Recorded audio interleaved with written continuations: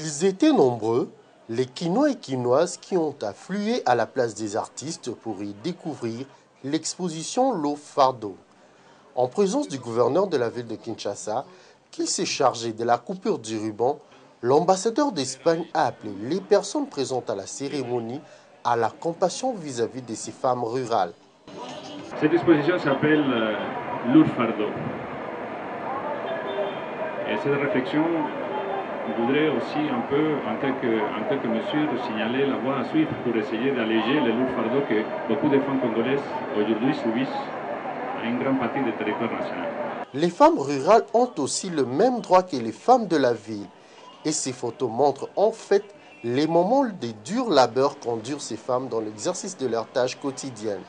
C'est ainsi qu'il s'est exprimé André Kimbuta Yango, gouverneur de la ville-province de Kinshasa, avant de promettre de l'appui de son gouvernement. L'exécutif provincial s'est toujours évertué à investir un capital dans ces ressources humaines, dont les femmes rurales, et c'est en termes de sensibilisation, d'information, de formation et d'appui de tout ordre, afin qu'elles puissent faire face aux difficultés qu'elles rencontrent sur leur parcours. Visiblement émue, Espérance Mawanzo, directrice de l'Observatoire de la parité en RD Congo, s'est réjouie de la matérialisation d'une œuvre qui a commencé dans sa province, le Sud Kivu, d'où les photos ont été prises. Premièrement, je dirais que je suis vraiment émotionnée. Lorsqu'on avait réalisé ces photos, on n'a pas pensé que ça pouvait même avoir un impact au niveau national.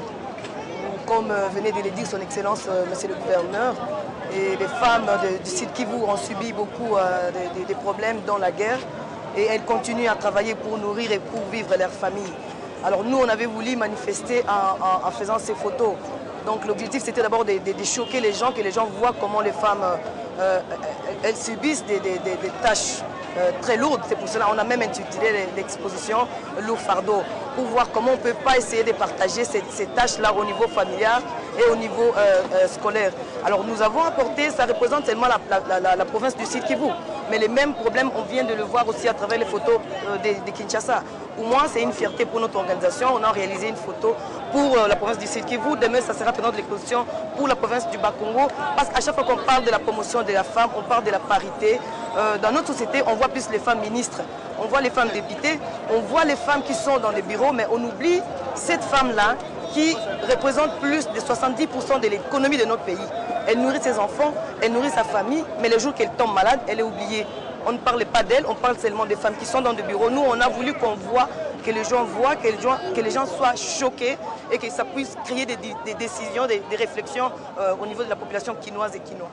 Durant 3 jours, les personnes empruntant la place Victoire seront obligées de voir à travers des photos en grandeur nature la souffrance de la femme rurale de l'Est du pays, mais aussi celle de la quinoise.